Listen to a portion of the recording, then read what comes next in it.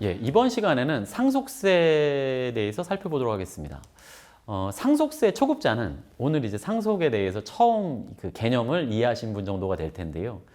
아까 이제 상속 서두에서 말씀드렸던 것은 상속이라는 것은 어떤 사람, 자연인이 죽었을 때 그 사람의 재산에 관한 권리나 의무, 즉 뭐 플러스인 재산일 수도 있고 의무인 빚이 있을 수도 있어요. 그것을 민법이 정하는 상속인, 뭐 쉽게 얘기해서 배우자와 자녀인데 자녀가 여럿 있고 손자녀까지 있다면 그 내 최근 친 자녀예요. 배우자와 자녀가 그 재산에 관한 권리 의무를 승계받는 것을 상속이라고 말씀을 드렸습니다.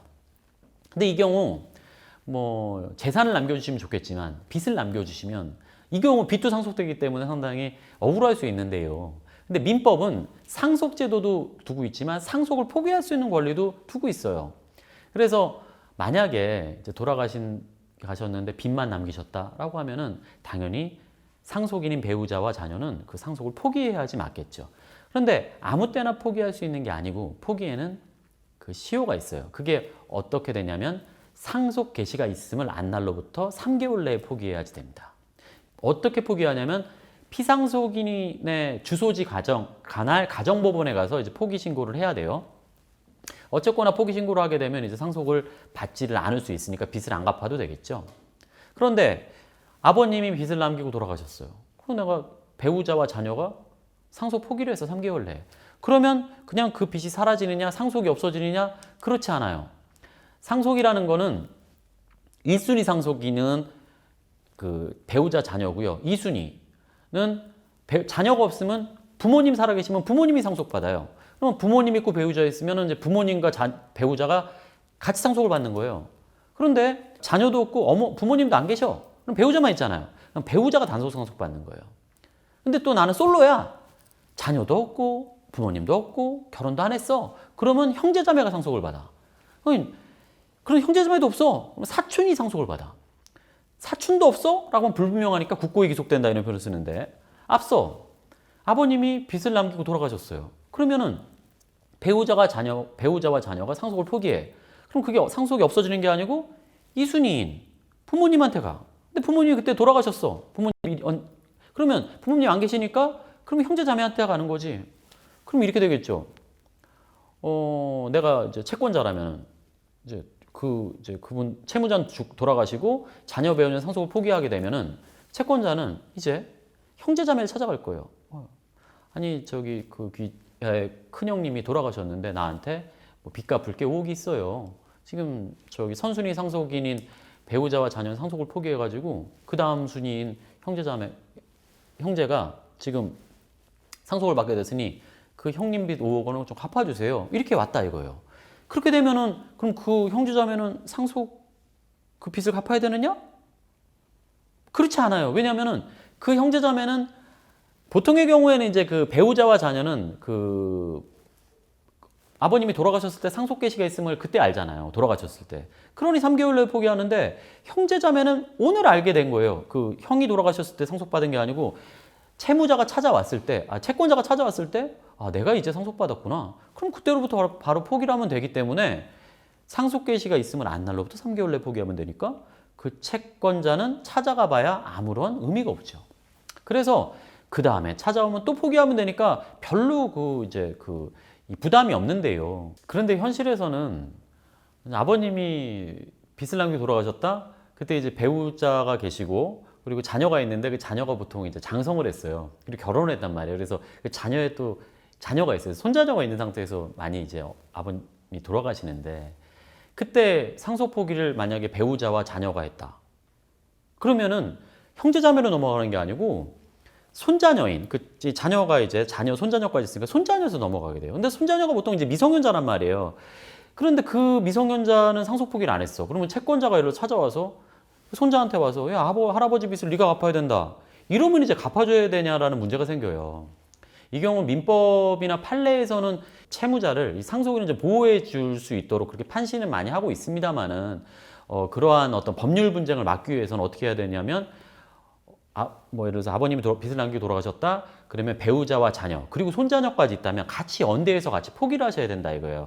그리고 나면은 형제자매 찾아가면은 뭐 그 형제자매는 그 안날로부터 3개월 내에 포기하면 되고 이런 식으로 하셔야지 그 불치의 피해를 방지할 수 있고요.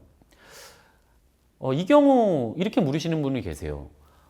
아버님이 돌아가셨는데 빚이 있었다. 그래서 난 상속을 포기했는데 아버님이 사망보험에도 가입하셔가지고 보험금이 좀 나오게 생겼는데 내가 빚을 안 갚기 위해서 상속을 포기하게 되면 보험금도 못 받느냐 이렇게 말씀하시는 분이 계신데 보험금은 상속재산이 아니에요. 민법상. 그렇기 때문에 그 상속 포기에도 내가 보험금을 받을 수는 있는 거예요. 그래서 뭐 꼭 먹고 알 먹고 할 수 있는데요. 다만 세법은 실질이기 때문에 아버님 돌아가셔서 어쨌든 그 보험금이라는 재산을 받게 되면 그것도 상속재산으로 봐가지고 그 금액이 5억 원이 넘거나 배우자가 있으면 10억 원이 넘으면 상속세는 부과할 수 있도록 하고 있어요. 그리고 이렇게 빚이 많은 경우는 이렇게 주의하셔야 되겠지만 만약에 재산이 많다. 그러면 당연히 이제 상속을 받겠죠. 그럼 어떻게 상속받는 거니라고 물으실 수 있는데 상속은 그냥 가만 계시면 돼요. 그럼 돌아가셨고 3개월이 넘으면 그냥 단순 승인이 돼가지고 그냥 상속을 받게 되는 경우예요. 그런데 상속을 받게 되는 하나의 사유가 또 뭐가 있냐면 재산의 소비가 있습니다. 즉 아버지가 자동차도 남겨주시고 그리고 예금도 남겨주시고 이렇게 했는데 자동차도 쓰고 내가 예금도 찾고 이러면은 내가 상속 받은 거예요. 근데 여기서 되게 주의하실 게 뭐냐면은 빚쟁이들은 상속 포기했으니까 후순위권자를 찾아다니면서 빚을 갚아라 이렇게 안 해요. 실제에서. 왜냐하면 가봐야 의미가 없으니까. 대신 재산의 소비 사실을 파악하죠.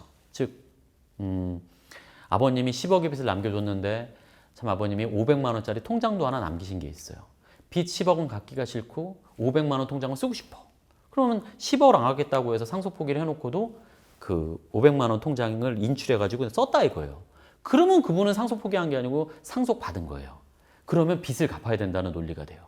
그래서 만약에 아버님이 빚이 많다라고 하면 아버님이 남기신 그 재산에 대해서는 일절 사용하지 마시고 소비하지 마시고 깨끗하게 포기하시는 게 중요하다. 그 말씀을 드립니다. 그런데 왕왕 상속은 상속 포기하거나 단순 승인하거나 이런 거 말고 한정 승인이라는 제도가 있다. 이렇게 말씀하시는 분이 계세요. 즉 아버님이 빚도 10억 있는데 500만 원짜리 예금도 있으면 나는 그냥 500만 원 예금을 받겠다.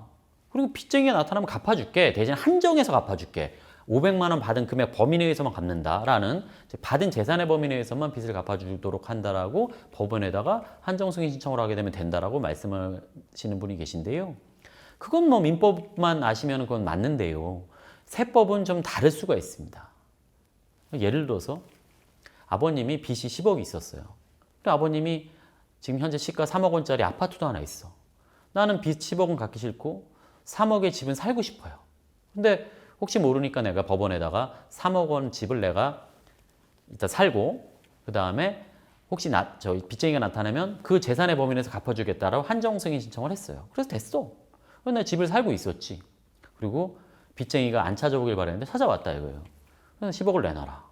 나는 받은 재산의 범위 내에서만 주면 돼. 그래서 아파트를 내가 그 빚쟁이한테 그걸 줬다 이거예요. 그럼 끝나느냐?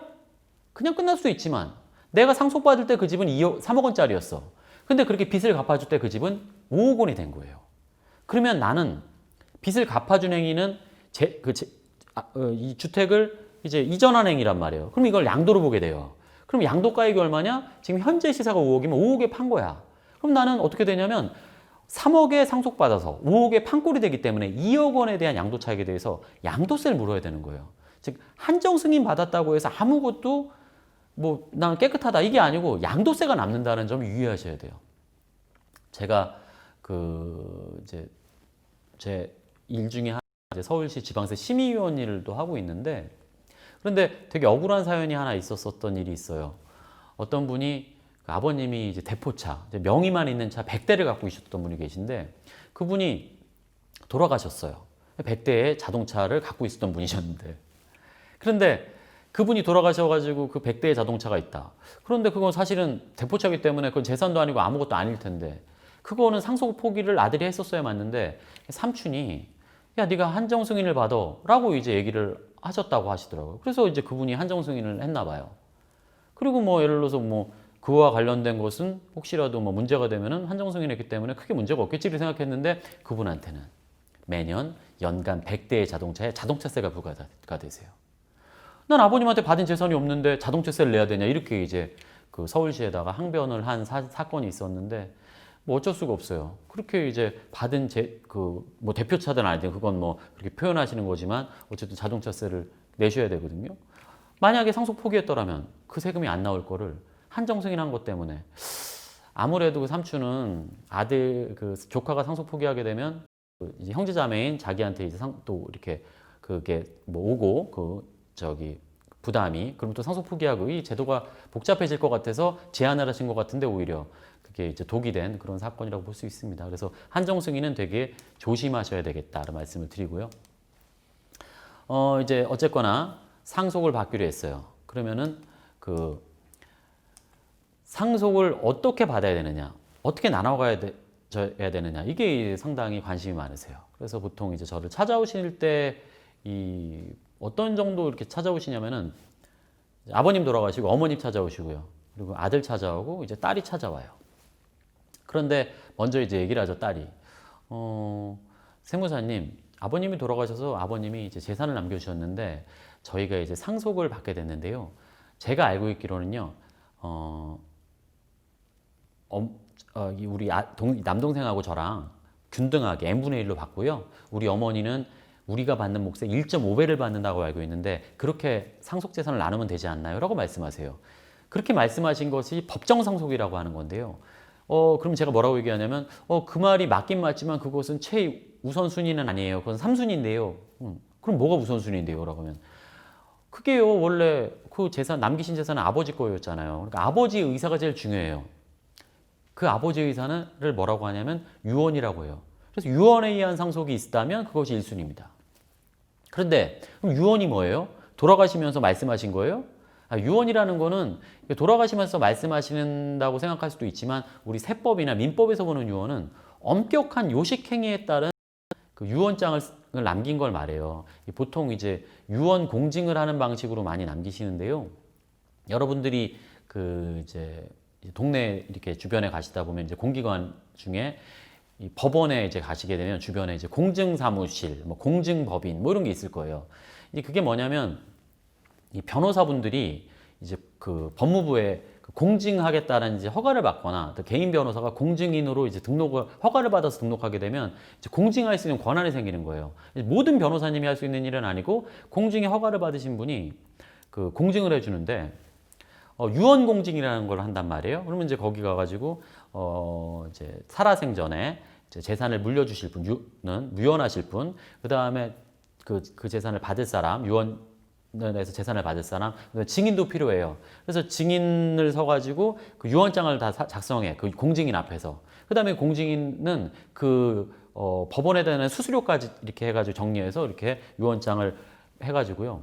그렇게 이제 남겨요. 그러한 그 엄격 요식행위를 하는 방법이 한 대여섯 가지가 있는데요. 가장 일반적인 건 유언공증이고 아무튼 그렇게 유언을 하셨다. 그러면 그대로 집행하는 것이 대원칙이라는 거예요. 그런데 이제 그러한 그 유언장을 엄격 요식행위에 따른 유언장이 있었는데 그걸 깠어요. 또 보니까 아버님이 재산이 10억이 있었는데 아들이 둘이 있었는데 첫째는 재산을 다 주고 둘째는 한 푼도 안 주겠다. 이렇게 유언장을 남겼다 이거예요. 그러면 그것이 그렇게 집행해야 된다는 게 최후 1순위면은 둘째 입장에서는 대단히 억울할 거예요.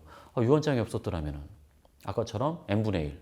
형도 5억, 나도 5억인데 아버지가 유언을 해서 큰형한테 다 이제 주겠다 해버렸으니까 난 한 푼도 못 받게 된다 이거예요. 그래서 민법에서는 이렇게 유언을 이제 불공정한 유언이 있는 것을 좀 이렇게 막기 위해서 유언이 있는데 유효한 유언이 있어도 그 법정 상속분의 2분의 1 이상을 훼손하는 유언이 있으면 그 부분에 한해서 무효라고 이제 그 유류분이라는 제도를 두고 있어요.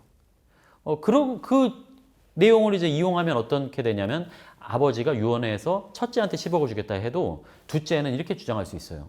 아버지가 비록 형님한테 10억을 남겨줬지만 나는 한 푼도 없지만 민법에서는 유류분이 있으니까 원래 유언이 없었다면 5억 대 5억인데 그 중에 절반인 2.5억은 그게 유류분에 대한 권리가 나한테 있어 라고 하면서 형한테 돈을 돌려달라고 청구하거나 안 돌려주면 소송을 할 수가 있어요. 그러면 형은 이렇게 말하겠죠. 네가 얼마나 아버지한테 잘못했으면은 아버지가 너한테 한 푼도 안 줬겠니? 라면서 이제 기여분을 주장할 수가 있는데요. 유류분은 그런 뭐 잘해줬건 잘못됐건 뭐 기여 이런 거는 그 통하지 않아요. 그냥 형은 그 동생한테 2억 5천을 줘야 돼. 그런데 어떻게 하면 안 줄 수 있느냐? 이렇게 이제 물으시는 분이 계세요. 이거는 이제 어떻게 하면 안 줄 수 있냐면 유류분 청구는 기한이 있어요. 이 유류분 침해를 안 날로부터 1년 내 유류분 청구를 하거나 소송을 제기해야 되는 거예요. 2순위로 그 유언이 없다면은 보통 이제 우리나라 사람들 유언 많이 안 하는데 2순위면 상속인 전원의 협의예요. 그 협의에 의해서 이래서 주고 하면 되지 n분의 1 이런 게 아니라는 건데 아까처럼 이제 그 어머니 오시고 아들 오고 이제 딸 오고 이러면 이제 어머니가 이렇게 얘기하죠. 그러니까 딸이 아까 얘기했죠. 법정 상속대로 나눠 갖는 게 아닙니까? 라고 하면 제가 아닙니다. 라고 하면은 1순위는 유언입니다. 유언이 없었는데요. 2순위는 이 세 분이 협의하시는 거예요, 전원이. 그러면 이제 엄마가 야, 내가 다 아버지 재산을 물려받아야 니들이 나한테 효도를 한다고 하더라. 내가 다 물려받을게. 라고 이제 얘기를 해요. 그러면 아들은 어머니 따르겠다. 딸은 상당히 좀 별로 안 좋은 뭐 이런 상황이 되게 되는데 어쨌거나 그렇게 돼서 협의가 다 되면 그냥 어머니 거로 할 수 있는 거예요. 그래서 상속재산 협의분할을 해가지고 협의분할서를 써서 그렇게 어머님한테 몰아주면 되는데 그런데 어머님의 내심이 따로 있었다라고 가정해 볼 거예요. 어머니는 아버지가 물려준 재산을 어머님이 받아서 그 재산을 어머니 살아생전에 다 부셔가지고 아들만 밀어주고 이 딸한테는 한 푼도 안 줬다. 살아생전에 그것을 다 아들한테 나눠줬다고 가정해 볼게요. 그럼 그걸로 끝나느냐? 그렇지 않아요. 만약에 그렇게 아버님 재산을 어머님이 받고 어머니가 그 딸한테는 안 주고 살아생전에 다 아들한테 줬다. 죽어서 주면 유류분 소송이 생기니까 그냥 살아생전에 나눠줬다. 그러면 유류분 소송을 안 할 수 있느냐? 그렇지 않아요. 어머님이 돌아가시고 1년 내 그 누나가 남동생한테 너 어머니 재산 살아생전에 다 너한테만 밀어주고 나한테는 한 푼도 안 주셨다. 근데 나한테는 유류분 권한이 있으니까 내가 받을 그 법정 상속분의 절반을 내놔라고 소송을 제기하면 그 남동생은 그 재산이 지금 있든 없든 관계없이 그걸 다 누나한테 물어줘야 되는 거예요. 즉 형제간에 소송이 생긴다는 거예요. 아까처럼 불공정한 상속을 하는 거. 그러면 가족 간에 분쟁이 생깁니다. 불공정한 징여를 하는 거.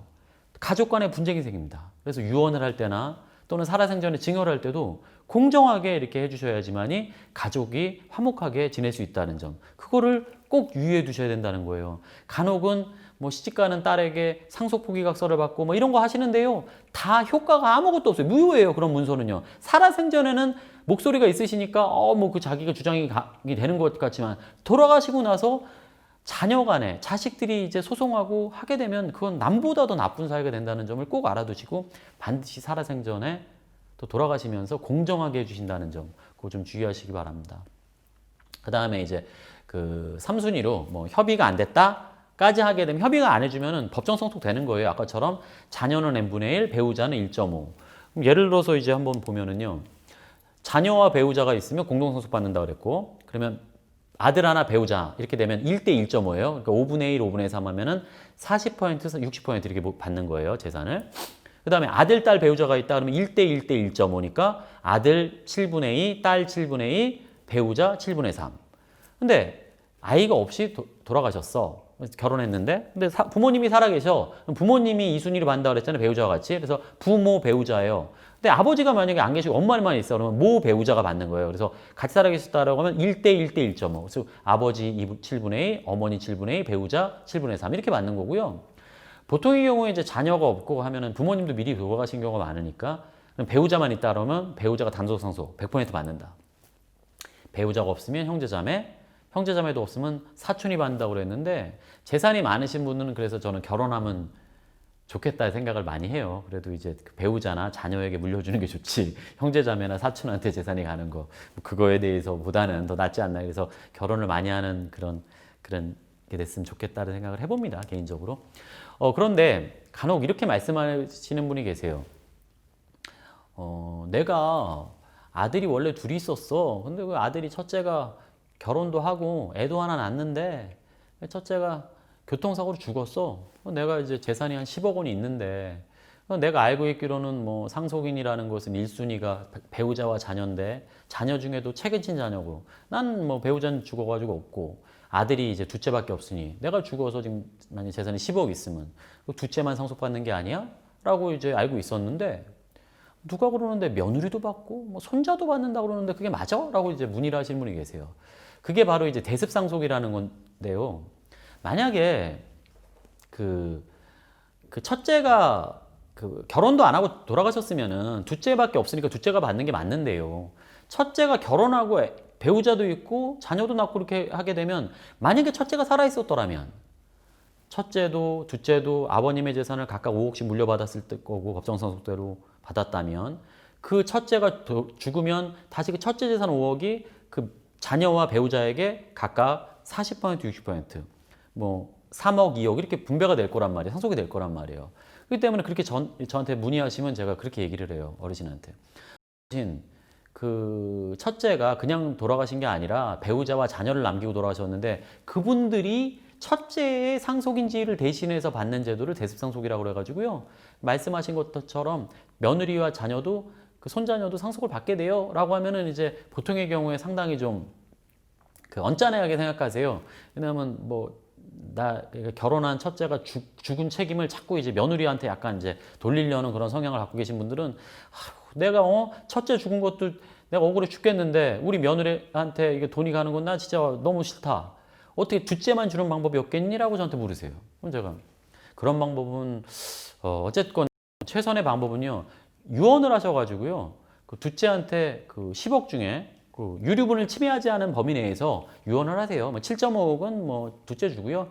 그 유류분에 상당한 2.5억은 뭐 손자녀와 며느리가 가져가라. 이렇게 되면은 이제 유류분 침해하지 않은 유언이니까 그런데 만약 10억을 몰빵으로 둘째 주겠다라고 유언하시면은 또 조카랑 삼촌 사이에 소송 붙이시는 꼴이니까 그런 거 하시면 안 돼요라고 하면은 야, 유언을 해도 결국에는 며느리한테 가는구나. 내가 억울해서 못 죽겠다. 뭐 이런 식으로 얘기하시는 분이 계신데 그때는 제가 좀 뭐라고 말씀을 드리죠. 아니, 며느리도 식구고 자식이고 하는데 며느리를 사랑해주고 며느리 미래도 좀 생각해주고 이러시는 저 시아버님이 되셔야 되는 거 아니냐. 며느리한테도 이제 너도 이제 그 젊었을 때 혼자 됐으니까 결혼도 하고 연애도 하고 결혼도 해라. 그래서 뭐 미팅도 시켜주고 시집도 보내는 거 도와주고 이러면은 자연히 며느리가 시집을 가버리면은 이제 더 이상 며느리가 아니에요. 그럼 대습상속권, 상속권이 없어. 며느리가 아니니까. 그러면 이제 그렇게 되면은 그 할아버지의 재산을 그 작은 아들하고 그 남긴 손자 그렇게만 이제 상속을 받겠죠. 그렇게 이제 정리하시면 어르신이 원하시는 대로 상속이 되는데 근데 어르신이 며느리를 미워하니까 이런 식으로 이제 고통받는다. 그런 얘기를 전달해 드립니다. 상속세 중급자 정도가 되시면은 이제는 상속 세금에 관심이 있으신데요. 아까 말씀드렸던 것처럼 상속은 남기신 재산이 이제 5억까지는 세금이 없다고 말씀드렸어요. 심지어 배우자가 살아있는 상태에서 돌아가시면 10억까지 세금이 없다라고 했어요. 그런데 우리나라의 경우에는 연간 27만 명 정도 돌아가세요. 돌아가시는데 상속세 신고는 통계를 보면 7천 명 정도가 한다 그래요. 그러면 약 3%가 안 되는 사람이 상속세 신고하는 거예요. 즉 97% 이상은 상속 받았음에도 불구하고 상속세 신고를 안 해. 왜? 남기신 재산이 순재산 기준으로 5억이나 10억이 안 된다고 생각하시니까. 특히 재산을 어떻게 카운팅하느냐? 부동산의 경우엔 기준시가로 계산을 해보시는 거예요. 그러면 그냥 상속 등기 같은 것만 하는 거예요. 이전 등기만 하지 상속세 신고를 안 해. 안 하니 어떤 결과가 일어나느냐? 상속으로 일어난 행위만 알고 재산을 물려받았다는 것만 인지할 뿐 상속받은 재산을 신고하지 않았으니 그냥 상속 때 얻은 재산의 취득가액은 기준시가로 결정이 돼요. 그러면 나중에 상속받은 게 부동산인데 그걸 계속 부동산으로 갖고 있나요? 나중에 파시겠죠. 그랬을 때 싸게 상속으로 받아서 비싼 시세로 팔게 되니 양도 차익이 많게 나오고 양도세를 많이 무는 게 현실이라고요. 그래서 고급자의 경우에는 상속세 신고기한이 돌아가시고 나서 6개월 내에 상속세 신고를 하는 건데 6개월 내에 그 재산을 평가해요. 아버님이 남기신 재산, 부동산을 평가해가지고 상속공제를 최대한 받자. 대신 상속재산도 최대한 시세대로 근접해서 신고를 해보자.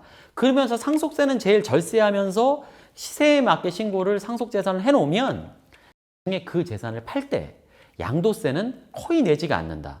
그래서 상속세도 절세하고 추후에 상속재산을 팔 때 양도세도 절세할 수 있는 그러한 아이디어를 갖고 시뮬레이션 할 수 있는 그런 분이 그 상속세 고급자예요. 그래서 여러분들도 이러한 내용을 이제 들으셨다면 상속세 신고를 하지 않는 97%가 되지 마시고 상속세 신고를 해서 절세하는 3%가 되셔가지고 억울한 양도세를 내지 않으시면 좋겠다. 이런 말씀을 드립니다. 제가 이제 아는 지인분 중에 한 분이 이런 전화를 하셨어요. 세무사님, 제가요 4년 전에 어머니한테 경북 지역에 있는 전답을 하나 상속받았어요. 그 당시 그 전답이 기준시가가 된다 그래가지고 그냥 등기만 해놨어. 근데 지금 내가 돈이 없어갖고 지금 이제 팔라오다 보는데 그 당시에도 뭐 도로가 난다 해서 꽤 시세가 됐는데 지금 알아보니 약 한 10억 가까이 된다고. 그러면 세금이 얼마나 되냐고 하시는 거예요.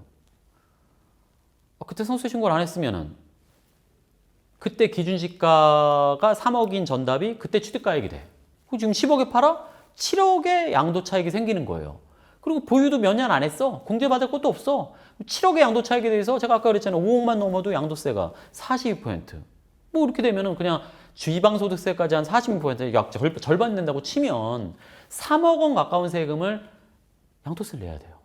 그래서 제가 그랬어요, 그분한테. 아니, 이상하네요.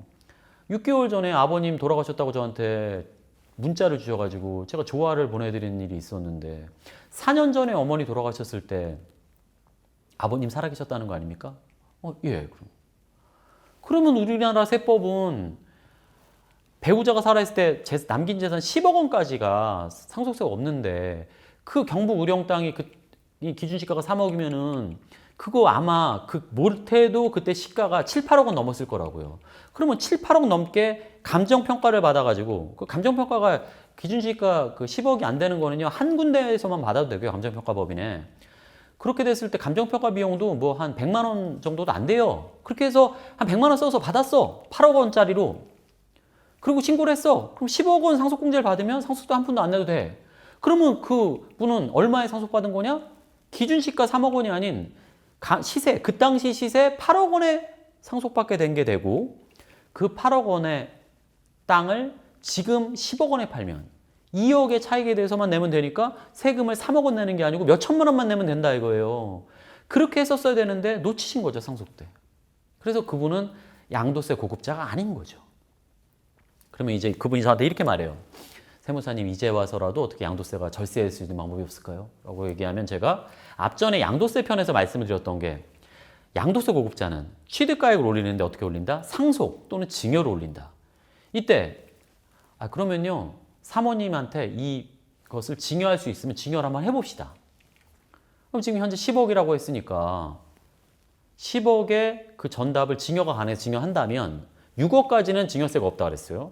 6억 초과분이면 1억, 초과분 1억까지 10% 증여세, 그 이후 5억까지, 그러니까 그 이후는 이제 5억 해서 20% 증여세라고 했는데, 그러면 10억을 증여하게 되면 6억을 뺀 나머지 4억에 대해서 증여세를 할 때 1억까지는 1,000만 원, 그 다음에 추가 3억까지는 20%니까 6천만 원 해서 합치면 7천만 원을 증여세를 낼 거예요. 그럼 배우자는 그거를 또 연간 이제 1,000만 원에서 6년간 나눠낼 수 있다고 앞선에도 말씀 잠깐 드렸는데, 그러면 7천만 원을 증여세를 내므로써 3억 원의 양도세를 아낄 수가 있는데, 다만 이게 제약이 배우자가 5년이 지나서 이것을 증여받고 나서 5년이 지나서 팔아야만 양도세가 절세된다는 제약이 하나 있고, 두 번째는 이런 전답은 농민이 아니면 원래 이제 사고 팔거나 증여받을 수가 없어요. 상속은 부득이하니까 받을 수 있었던 거야. 그분이 다른 직업이 있어도. 근데 이제 배우자한테 증여해 주려면은 그 배우자가 농민이 돼야 된다는 점. 그게 이제 그래서 상당히 좀 안타까운 사연이죠. 뭐 증여받을 수 있어도 5년이 지나야지 절세가 되고. 그래서 제때 상속 때 정리를 못하면 증여를 정리해야 되지만 상속 때 정리할 수 있는 그런 아이디어를 갖는 것이 중요하다. 이거를 반드시 숙지해 주시기 바랍니다.